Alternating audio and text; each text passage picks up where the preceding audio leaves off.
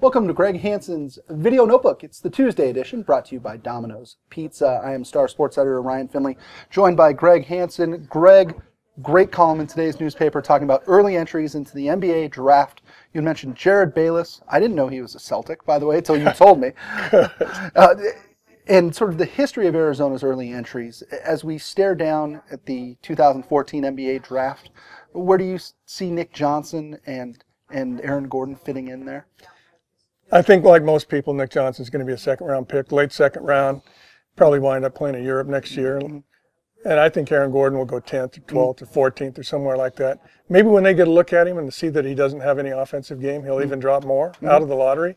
I wouldn't be surprised at that, would you? No, but if you look at the tools that he has, too, my guess is most NBA franchises are perhaps egotistical enough to say, hey, we can build this guy into a superstar.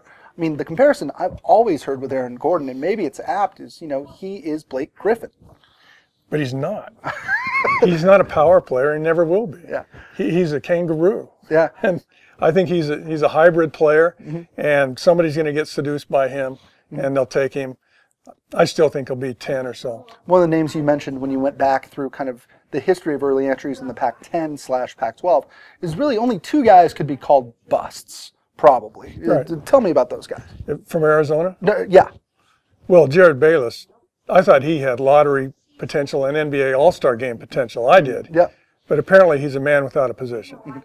And so that's hurt him. He's 5 teams in 6 years. Are you kidding me? Right. He's a free agent. He's probably not going to get a lot of money in relative terms to the NBA. I wouldn't call him a bust, though. Yeah.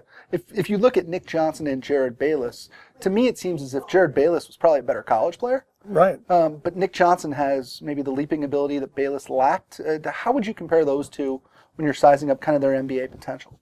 Bayless was a scorer, Nick is not. At the end of the debate right there. Bayless could score. He averaged 19.7 at Arizona as a freshman. I mean, Nick couldn't average 19 if he shot, 10 more times a game. Sure. But Nick Johnson could play defense, and Jared Bayless, maybe the jury was still out on that. And plus, he played in that transition year with Kevin O'Neal, and nobody's head was into the game really consistently during the year. And it was an awful season. Yeah. This is Greg Hansen's Video Notebook, brought to you by Domino's Pizza. Greg, will keep it in the NBA here. Steve Kerr, the rumor mill is churning, saying that Steve Kerr could be named the Knicks head coach by the end of the week. This is a guy who has no NBA coaching experience. This is a guy who has been behind a microphone broadcasting games.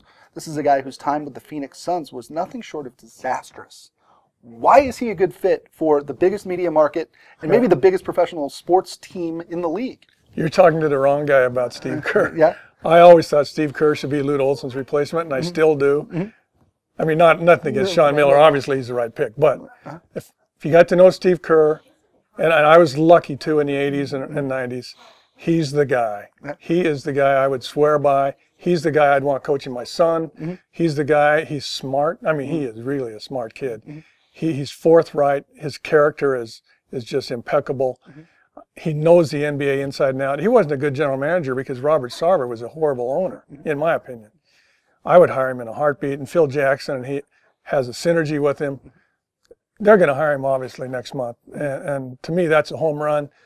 Until it gets to the point that people realize the Knicks don't have good players, and it's all going to come back on Steve Kerr. What's going to keep Steve Kerr from being eaten alive by the media market and the pressure that comes with being the head coach of the New York Knicks? Because I think, even in New York, that's the most menacing media, sports media in the country, those guys will like him, which usually doesn't happen. He is impossible not to like. And even when the Knicks go like 36 and 48 one year, they're going to like him and take it easy on him. Do you think Steve Kerr was ever a legitimate candidate at Arizona? No, because at that time his kids were he had 3 kids, and they're either in junior high or high school. What surprises me now about him taking this job, if he takes it, is that Maddie Kerr, his daughter, is an all-Pac-12 volleyball player at Cal, and his son's on the San Diego Toreros basketball team, so he won't be able to see him all the time. I thought he was going to hold out until they left college. Must be nice, by the way. Get to live in San Diego, pick and choose your spots. Steve Kerr's got a pretty good gig right now. I don't know if I would be leaving doing TV professionally to coach anywhere, but that's just me. All right, Greg, we're going to let you go. For Greg Hansen, I'm Ryan Finley. This is Greg Hansen's Video Notebook, brought to you by Domino's Pizza. We'll see you on Friday. At Domino's, we're slowing down to make our handmade pan pizza the right way, taking our time to hand press the fresh dough into the pan, adding 2 layers of cheese, and slowing our ovens down to get the crust golden and crispy. So try a Domino's handmade pan pizza with 2 toppings for just $7.99.